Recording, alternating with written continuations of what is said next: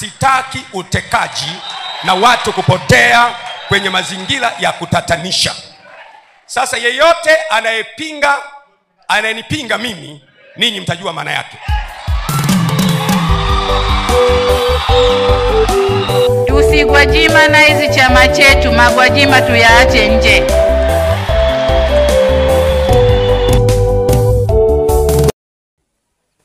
Mimi niwaambia kwamba hii Biblia hii imetuagiza tulie na wanaolia. Hii Biblia imeagiza tulie na wanaolia. Ukimwambia mtu makosa yake anakurukia. Pale wanaposifiwa wewe hujaingilia dini, hujaingilia masuala ya siasa. Wanaposifiwa, yani ukisifia kaupiga mwingi hapo hujaingilia siasa. Ndeni ulimwenguni kote mkaihubiri injili kwa kila kiumbe. Hijazungumzia kwamba msimuhubirie mfalme, msimuhubirie mtu mwenye mamlaka fulani. Nendeni ulimwenguni kote mkaihubiri injili kwa kila kiumbe. Hivi mnaelewa? Hivi kweli nyinyi wanadamu kweli mnaelewa? Hawamjui mnachokifanya. Na ndio maana sasa hivi mnaona kwamba mnatumia akili zenu, lakini Biblia imesema kwamba msiishi kwa kutegemea akili zenu. Msiishi kwa kutumia akili zenu. Vitu vya ajabu kwamba wanaume kwa mwanaume muoe mwanaume mwenzake. Yaani mwanaume muoe mwanaume mwenzake. Na mwanamke aolewe na mwanamke mwenzake. Hivi nyinyi mnaona kwamba wenyewe wanadamu mko sawa? Na hizo ni mengi. Mashoga ni wengi. Kila unapopita mashoga wamejaa. Mashoga wamejaa, wanawake wasagaji ni wengi, wamejaa kila mahara. Ni kwa sababu mmetumia akili zenu. Lakini Biblia ukisoma hapa hivi katika kitabu cha Methali, Biblia inasema kwamba msiishi kwa kutegemea akili zenu, maana mwanadamu wewe akili yako inafika mwisho. Akili inafika mwisho. Ndio maana hao ambao tunaita kwamba wao ni wasomi, ambao tunaona kwamba wao ni watu wenye heshima, ambao tunaona ni mawaziri, ambao tunaona ni maraisi, ni wakuu wa mikoa, lakini wao ndio wanafanya mambo mabaya mengi. Ndio wanafanya mambo ya machukizo mengi. Lakini sisi hapa hivi tunasema kwamba wao ndio wasomi. Tunasomi gani? Wasomi gani? Wasomi gani tulionao? Ambao tunasema kwamba hawa ndio wasomi. Lakini mimi bado nawakumbusha kwamba nakusomea katika kitabu cha Zakaria ile sura ya kwanza mstari wa 2. Bwana awakasirikia sana baba zenu. Basi awaambia Bwana wa majeshi asema hivi, mrudieni mimi asema Bwana wa majeshi, nami nitawarudia ninyi. Kumbe Mungu ni wa huruma, Mungu ni wa huruma. Japo mnafanya machukizo mengi, japo mnaua watu wengi, japo mna dhambi nyingi. Wenda wengine mnalawiti watu, ndio maana hata ubinadamu umewatoka ndani ya mioyo yenu. Kwa hiyo lile ambalo unaona unalifanya unaona liko sawa, lakini bado Mungu anasema kwamba mnirudie mimi na mimi nitawarudia. Mnirudie mimi na mimi nitawarudia. Ukija kusoma katika kitabu cha Isaya, ile sura ya kwanza mpaka kuanzia 15 na kushuka hivi, utaona kwamba Biblia inasema kwamba mwache mambo mabaya yenu, mujitakaseni, basi kisha njoni tusemezane. Dhambi zenu japo ni nyekundu kama bendera, zitakuwa nyeupe kama seruji. Kumbe inawezekana kwamba Mungu ni wa huruma, na tukiweza kumrudia kumbe ataweza katurudia naye. Na ndio maana naona kwamba hapa hivi nasema kwamba ndio maana unaona hapa hivi anasema basi Bwana wa majeshi asema hivi, mrudieni mimi asema Bwana wa majeshi, nami nitawarudia. Nami nitawarudia.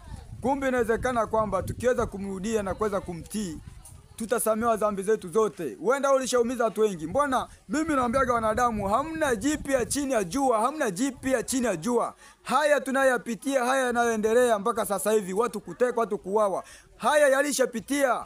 Kufunga makanisa yalishapitia. Kwa hiyo nyinyi mnafanya marudio. Uenda mungekuwa mnajiuliza kwamba ili mkasema kwamba na sisi tusije tukaandikwa katika vitabu vya historia kuwa na mambo mabaya. Inatakiwa sisi ndio tuwe mfano kutengeneza njia zetu. Lakini wanadamu ni wakaidi, wanadamu hamsikii. Umeshakaa kwenye kitengo fulani, unaona kwamba mimi hapa hivi nimeshafika hapa hivi, nikupiga mwingi hapa hivi. Nikupiga mwingi, unatoka na unatembea na magari yenyewe azuruma, magari yenyewe unazini humo hivi na maraya humo kwenye magari humo. Mabaya ni mengi yanaendelea. Na ndio maana ndani ya mioyo yenu hamuna utu wa mwanadamu. Hamuna huruma. Lakini Biblia hii imetutaka sisi tulie na watu wanaolia. Hii Biblia hii imetutaka sisi tulie na watu wanaolia. Lakini ukija kuhubiri hivyo, ukisema hivyo utasikia majitu ambayo yani sija ya juu hata kinachoendelea. Unasikia hubiri Injili, hubiri neno la Mungu, mhubiri Mungu. Wewe hubiri Yesu. Wewe unamjua Yesu alipita wapi? Unajua Yesu nini kilichomuua? Unajua wanafunzi wake waliuawa na nini? Wanafunzi wake waliuawa kwa ajili ya kukemea dhambi. Hawakuuawa kwa ajili ya kwenda kunani, kwenda kukaa ikulu palevi, kwenda kuweka mapambio kwamba unaupiga mwingi, unaupiga mwingi. Hapana, wanafunzi wa Yesu waliuawa kwa ajili ya kukemea dhambi. Ukija kusoma Yohana Mbatizaji alikatwa kichwa kwa ajili ya kumfuata mfalme Herode, akimwambia Herode, mfalme, mwache huyu mke wa mdogo wako, mwache huyu mke wa mdogo wako kwamba hii ni dhambi, mwache huyu mke wa mdogo wako, hii ni dhambi. Hii ni dhambi. Lakini Herode alichokifanya akamkata nini? Akamkata kichwa. Na ndio maana ujue kwamba Injili sio kwamba ya kupigia tu mapambio kuwasifia. Injili sio ya kutabiri mipira. Injili sio kutabiri mipira. Injili sio kuambia watu wanaupiga mwingi. Injili ni kuambia watu makosa yao. Nendeni ulimwenguni kote. Nendeni ulimwenguni kote mkahubiri Injili kwa kila kiumbe.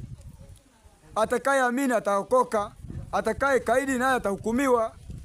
Injili sio ya kumwambia kwamba wewe unaenda kumsifia mtu unamwambia kwamba unaupiga mwingi. Hapana, Injili ni kumwambia mtu makosa yake. Bwana, hapa hivi kuna utekaji, hapa hivi watu wanauawa, vijana wetu wameisha, hapa machukizo ni mengi. Vijana wetu wamekuwa mashoga, wanawake wanasagana. Machukizo hayo ndio Injili, kuambia watu makosa yao. Sasa unashangaa sasa hivi, kama sasa hivi unavyoona mambo yanaendelea, unashangaa mtu anajiita nabii kwamba mimi natabiri kwamba huu mwaka utafanikiwa, huu mwaka utaongezea nguvu za kiume. Wewe sio nabii, wewe ni utaira. Hiyo sio Injili. Hiyo sio Injili. Injili sio hiyo. Injili pale panapotokea kwamba kuna watu wanalia, watu wanatekwa, watu wanaomboleza, nchi inaomboleza, inatakiwa nabii ukemee hayo yanayoendelea. Sio kwamba kuambia kwamba watu kwamba huyu anaupiga mwingi, sijui nini. Hapana. Hiyo sio Injili. Kwa mfano hapa hivi nitaanza kutolea mfano mdogo, kipande kidogo cha Gwajima. Sasa Gwajima aliyezungumza juzi, ile ndio Injili. Amewaambia watu makosa yao na wale watu wamechomwa mioyo. Wamechomwa mioyo. Mpaka wameenda kumfungia, kumfutia usajili kanisa lake. Lakini kumbuka, hiyo ndio Injili. Hiyo ndio Injili. Injili ilikopita ni hapo, kuambia tu makosa yao. Mimi nitaweza nikasema kwa namna nyingine Gwajima ni mtu wa Mungu. Kwa sababu gani nasema hivyo? Gwajima ni mtu wa Mungu. Kama Gwajima iko ndani ya CCM haijai kuacha watu salama. Ni wengi ambao wanaenda huko wanapotelea huko. Lakini kama Gwajima amesimama na kusema kwamba acheni ubaya huu, hapa kuna kikundi ambacho kinateka watu. Ile ndio Injili imewachoma mioyo yao, imewalipua, na ndio maana naona kwamba wamechukua hatua ya kwenda kumfungia kanisa. Lakini hiyo ndio Injili ambayo inatakiwa ihubiriwe. Hiyo ndio Injili. Injili sio kwamba wewe kukaa unasema kwamba unahubiri Injili, unatabiria watu mafanikio ya kuambia kwamba mwaka huu kufanikiwa. Hiyo sio Injili. Huo ni ubatili. Hiyo sio Injili. Injili ni kuambia watu makosa yao. Hii haijachagua ni mtu aina gani. Ni mtu yote ile, ni mradi anafanya ubaya. Ni mradi anafanya ubaya. Wewe inatakiwa usimame umwambie kwamba hapa unafanya ubaya. Hapa sasa hivi machukizo ni mengi yanaendelea. Kwa hiyo acheni ubaya.